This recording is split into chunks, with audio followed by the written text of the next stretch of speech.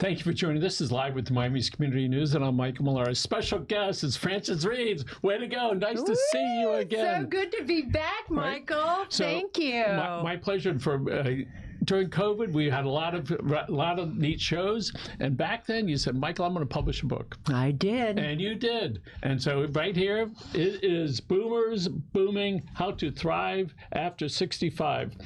And have good sex. Yes. Okay. So tell us about the book.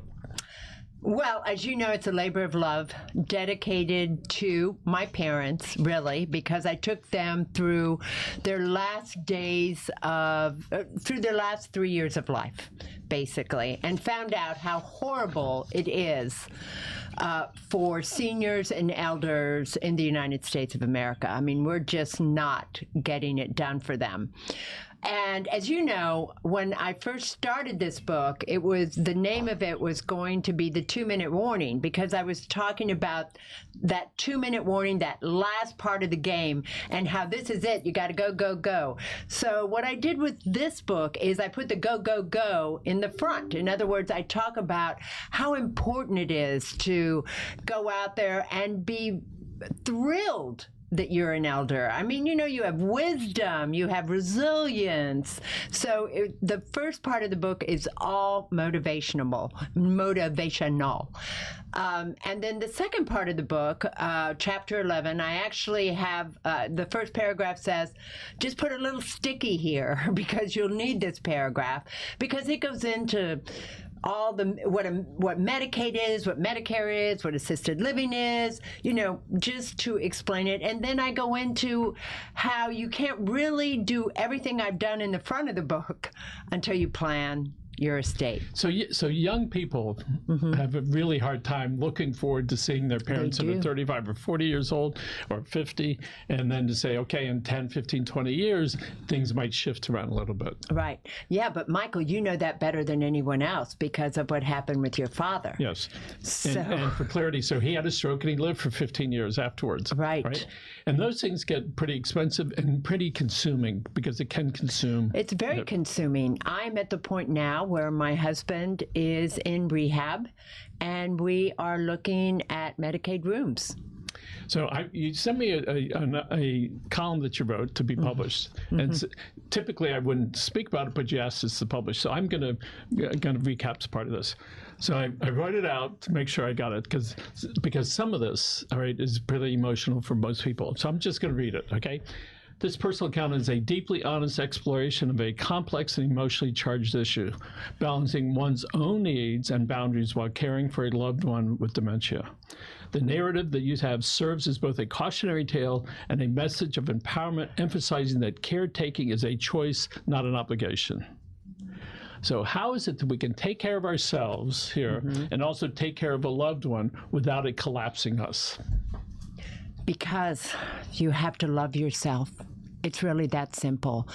In other words, most loved ones that we're talking about, your father, my husband, they really didn't know what was going on. I mean, you did it perfectly. You just sent your dad with the driver and let him go around in the car with the driver and comment as you delivered all your papers. In my case, my husband is a fall risk. I work full-time, and even if You're a practicing attorney. I am. I do elder law, Medicaid, and estate planning. So the truth of the matter is I'm gone quite a bit and in the office, meeting with clients, and Tom had become so weak that he was a fall risk. In fact, I took him to and if I was in the house, I was a servant because he could not get up from his chair and go 2 feet back to where his glasses were. So even if I was on a Zoom call, a client call, it didn't matter. He would interrupt me. If I was on a Zoom call, I had to start locking my office door because otherwise he'd just come through. So how do you balance? You can look at yourself saying that you're a nice person. I am a nice person. Right? And then you look at that and go, I'm a nice person, but that doesn't mean you should do it at your expense in the sense of, I'm a nice person, so therefore I'm going to do such and such. And then at some point, that oxygen mask, when it comes down from that airplane, when you're descending too fast, all right, it's not on yourself, it's on somebody else. You're going to feel guilty. I'm here to tell you, you're going to feel guilty. I feel guilty. Tom's caretaker in rehab called me today and said, your husband wants to speak to you.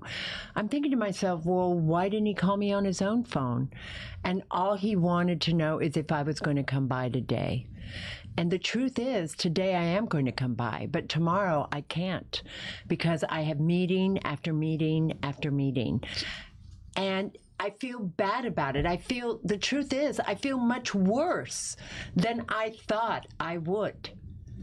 Because this is a man who wasn't necessarily as nice to me as I believe he should have been.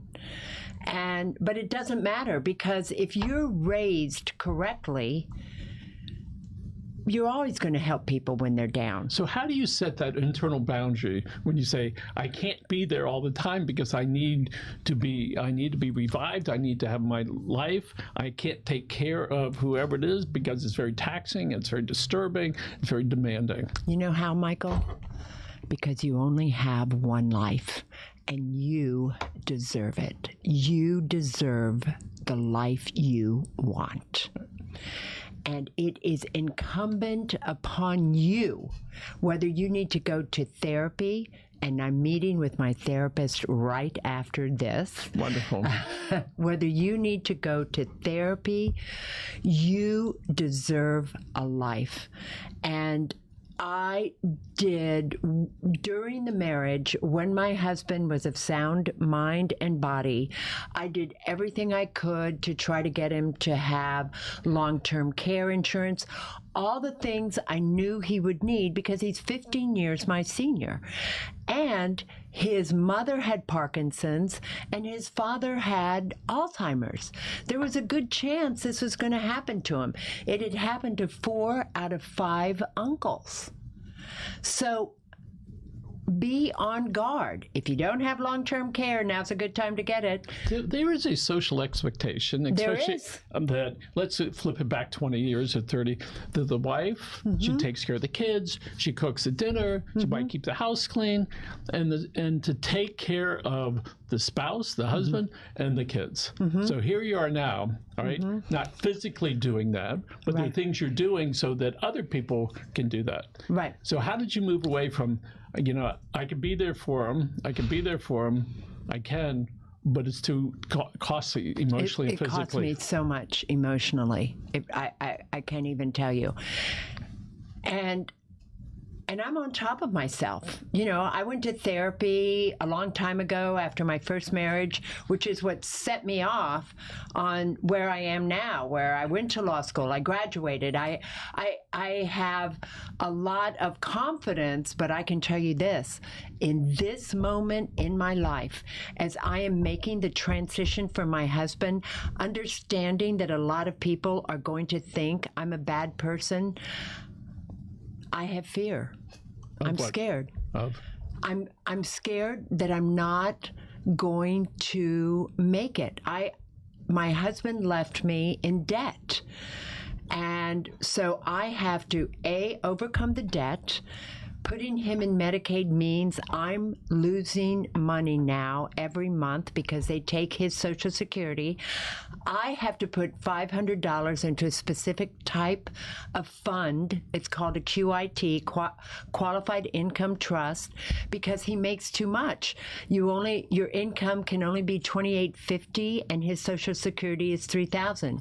So Medicaid makes me do a Qualified Income Trust where they're the beneficiary, and it pays them back for the extra money they spent taking care of him. So I'm scared. I mean, I wish I could say, yeah, baby, I'm going to do it. I'm scared. So there's a huge financial dilemma that is there, not just for the recipient, but for you when you can't spend the energy because you're thinking about that over there. How do you... You wake up at 2 a.m. in the morning. Oh, my God, how am I going to pay my mortgage? How am I going to pay? Or every quarter I have to pay my condo fees. How am I going to do that? I mean, you're looking at a woman who looks like she's in total control, but I'm not in total control. I wish I were, but I'm not in total control. And I understand it. So what I do is I remember what Robert Frost says: the best way out is through. And how do I get through this? I get through it by coming on a show like this and telling you all that, A, I'm a published author and you should buy my book, but more importantly, I really know what I'm talking about. And I know that every one of us, everybody who goes on stage, it doesn't matter if they're Barbara Streisand. She used to talk about her deep fear of going on stage. And it's true. When you're faced with the consequences of your action, which is what I'm faced with now, you have to buck it up and you have to understand that it's all on you. And it is. It's all on me. I don't have kids who are helping. And the reason I'm taking care of him is because that's who Mom and Dad raised. And I can no longer take care of him because he falls.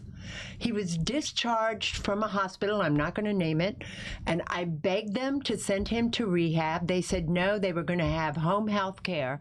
And within 5 hours, while I was showering, he tried to get up from his chair, fell, and had an 8-stitch gash in his forehead. Yeah, Frances, one of the things that we all remember, the saying is, you can't wait for the rain to stop. You have to figure out how to dance during it. Yes. Right? And so here you are moving through this time. Mm-hmm. And if you were going to judge yourself and say, here is the beginning, and we see there's some changes that are going to happen pretty soon. In this particular journey at this time, January 2025, where are you in this journey until you get to a point where I got this all under control. I don't like it, but I know I have to do it. Yeah. Where are you in that? I think 2/3 through. Good for you. I'm 2/3 through. And that doesn't mean that you don't... I'm going to have other opportunities. Yes. And so when you think about it, certainly it's sad and it's demoralizing. And oh my God, where am I going to get the strength? So where do you get the strength from? Well, Michael, honestly, I get the strength from people like you, because you and many other, I call them friends, supporters, are there. I mean, today on my walk, my walkmate said to me, Frances, when people say they're sorry that Tom has Alzheimer's, you don't have to say to them, oh, no, it's okay, I'm over it. She goes, why are you saying that? You're not over it. You're in the middle of it. Just say, thank you. I'm dealing the best I can. And she's right. I'm trying to go, oh, no, yeah, I'm fine. I'm fine. I'm not fine. Of course I'm not fine. This is part of that grieving process, and it's sort of a death of what was onto this new phase. Exactly. So tell us about that. Well, Tom was the CEO of his company. It was one he'd purchased almost 50 years, over 50 years ago. He had done a great job in Baltimore. He was a man to be reckoned with. And that's the man I married. And it wasn't always cushy and wonderful, but what marriage is, right? And then this happens, and all of a sudden, this amazing person becomes a 5-year-olds, they start off maybe as 8-year-olds. And listen, I've had great help. Dr. Agronin, who's been here at Community News, the chief medical officer at Miami Jewish, Sean Corbett, who's also been here. I mean, I'm at one of the best places. I have people who I know are going to help me. But the truth of the matter is, you're the one who has to help yourself. And it's not easy. You went through this with your dad. It had to be hard. Yes. So let's talk about from the time you started wondering, does he have a problem? When was that, more or less? What year was that, more or less? Let's see. COVID was 2021. Yeah. So it was 2020. 2020, the beginning of COVID, January, February, March. And you said, Hark, I think there's a problem. Yeah. And what was the first sign that you said, oh, whoops? Well, it was our second well, there were things that happened, like he would get angry with drivers if we were on Dixie, and he'd run into them. I mean, he'd just say, I want to go over. And you know, he'd just go over. And I would be the passenger in the seat, and I'm like, Tom, you can't do that. You know? I mean, it was a sign, but there were so many of those kind of things. He would raise his voice at me in a sort of an unusual way.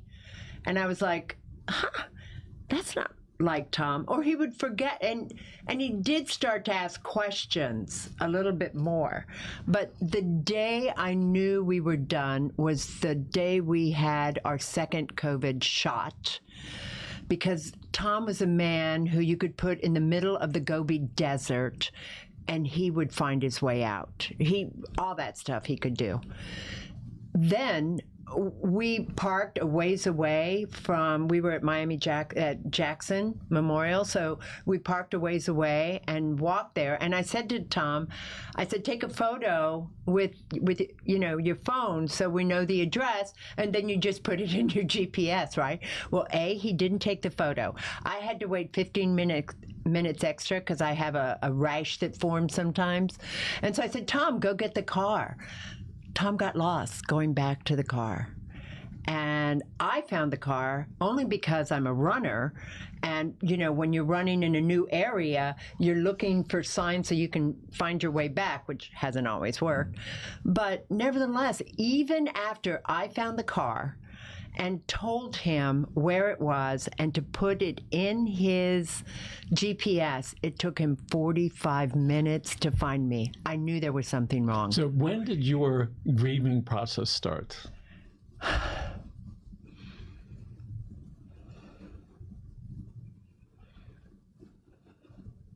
I think my grieving process started not that day, because that day was when I also found, that day was the beginning of the process where I also found out he had spent all his money. We had a prenup. His was his, mine was mine. He had spent all his money and quit paying his bills. And so besides the fact that I didn't have a second income anymore, I had to mortgage the house.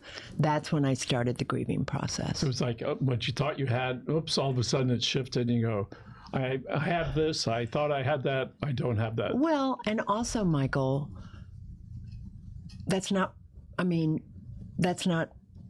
what he had promised. You know what I'm saying? I mean, I married this man and he had always promised to take care of me.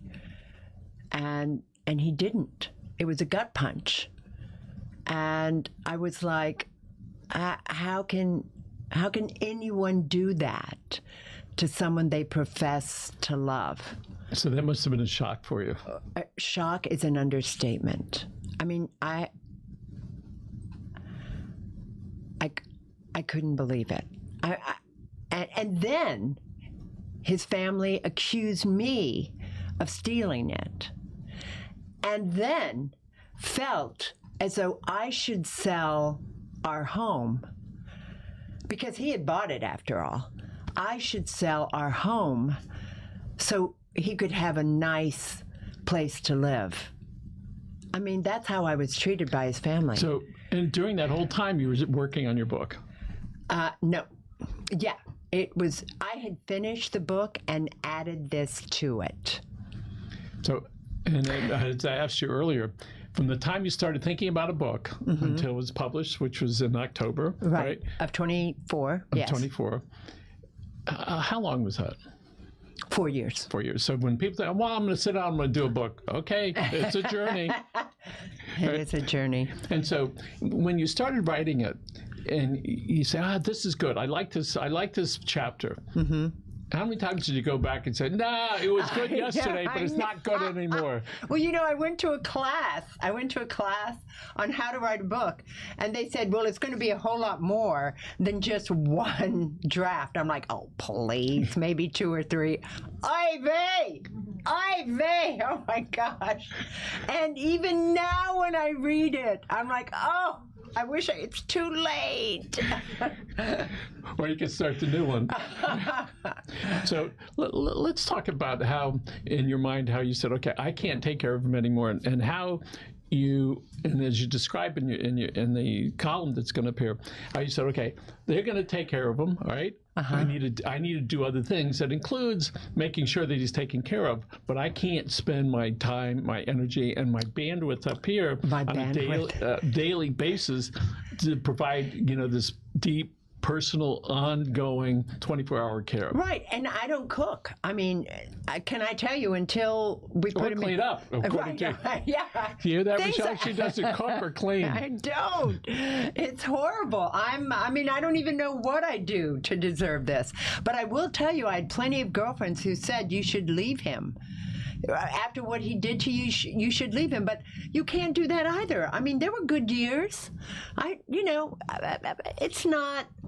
It wasn't all bad. I mean, the end wasn't good, but okay. Exits typically aren't. I want to read this before we forget, because we're going to go to 35 minutes. So, and I made some notes. So your story that you wrote about, it resonates with many who face similar dilemmas in caregiving and invites readers to reflect on their own pressures that compel individuals to neglect their own well-being for others. Your story, it also provides a valuable reminder to plan for aging and potential health challenges, both financially and emotionally. Right.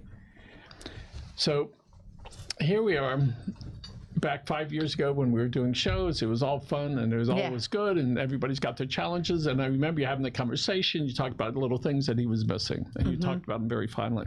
So now we advance forward. We're all 5 years older. Right? Yeah. And we go, all right, things have changed. Yeah. So let's look forward. Okay. All right. This is. I like looking forward. January 2025. Where's Francis Reaves come December 31st, 2025? Well, hopefully on CNN, finally. We'll talk to them.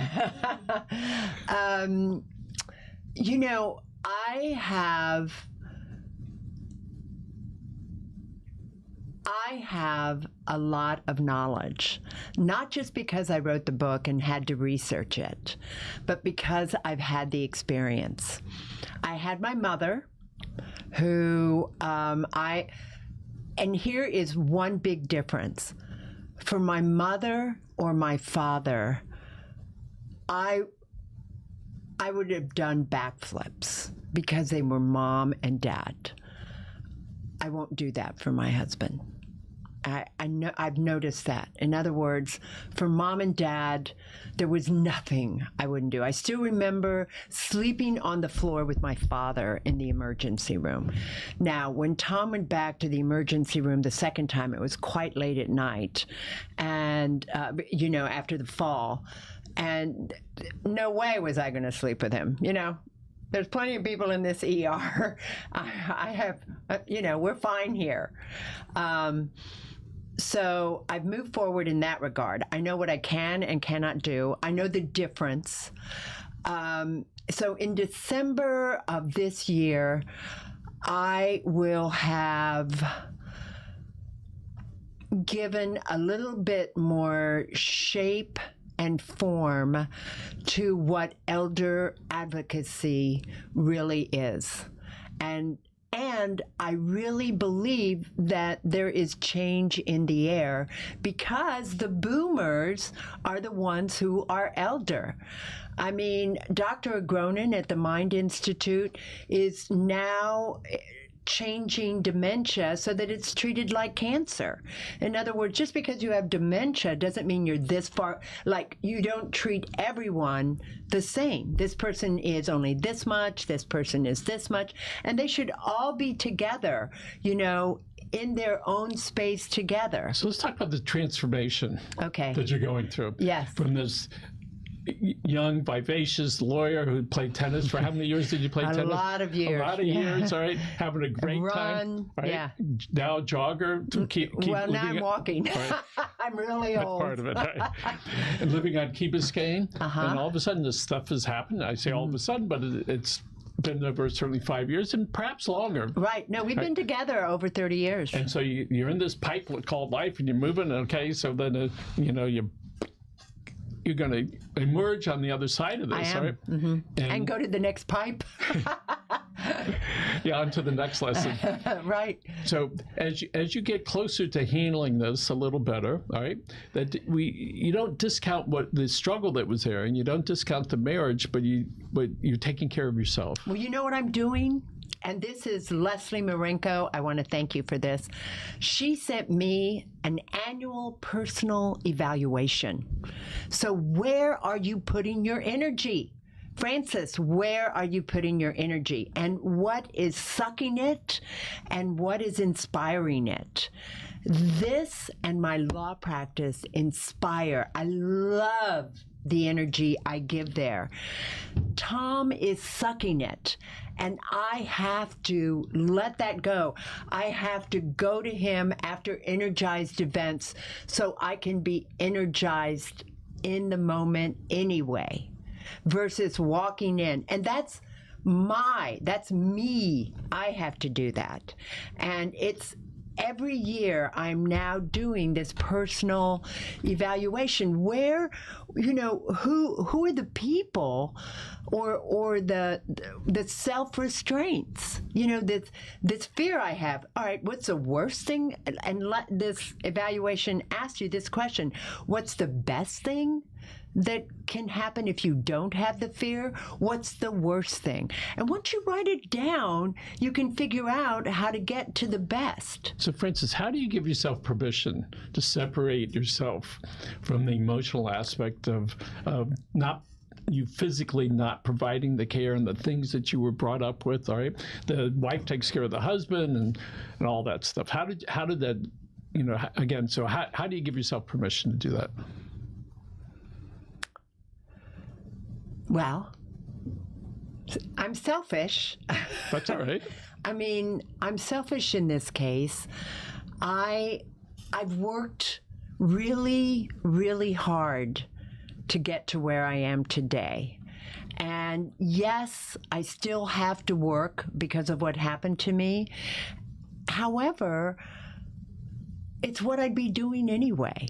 You know, I really love what I do. And after this book, and after being, even though it was Fox News nationally, it was still a national TV. You know what I'm saying? Yes. So that part I'm totally loving, and I'm loving when I talk to someone and say, here's where they screwed you on this trust, you know, and here's what we can do about it. So you're getting re-energized. I am. Right, for these things when you do it, when you talk about the book and talk about helping people. And I'm also understanding I have to make money at it. I cannot do this for free. I'm sorry, I can't do it for free. So on that note, people can buy your book, Boomers Booming, How to Thrive After 65. And two places. All right. Amazon and my website, parentyourparents.com. So years ago, when you said, I'm going to write this book. I know you were here at the very beginning, and Michael. I was like, go for it. And you did it. So first of all, congratulations on being able to get to that point and being able to share your experience, because there are people that are experiencing similar things. They are. Or about to, and they don't know it yet. But it is around the corner. Don't worry about it. That's right. Right? We're all going to get old, and if you don't, that means you've died. Yes. It's very simple. And people always say, oh, or the alternative. Honey, let me tell you what the alternative is. All right. Death. All right. And so when we can have those kind of frank conversations and you look at it, all right, I think you're doing wonderfully. Congratulations on that. Thank you, sir. And as you continue in this journey, all right, I invite you to come back, as a matter of fact, in a couple of weeks, because you are so dynamic. I love doing these with you. You're very open, and you're forthright with it. I know Rochelle's over there. I can hear her mumbling and talking to herself about, never thought about that stuff. You will, all right? And to be able to share that, because, again, there's some people that are out there looking at, she's an attorney, she played tennis, she's jogging, lives on Key Biscayne. Oh, yeah, and this is what happened to her husband. So big shifts, big changes, all right? And so, again, congratulations. People can get your book on your website, parentyourparents.com. Or on Amazon. Or Amazon.com. And before you sign us off, Michelle, Michael is one of the people I dedicated this book to.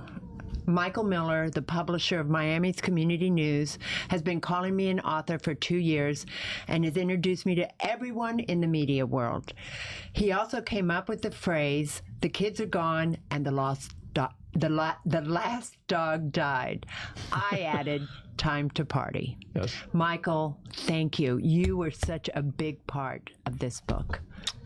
Thank you so much. Francis Reaves, man. Buy the book. You're going to enjoy it. Again, folks, thanks for joining us. Remember, take care of yourselves and your family.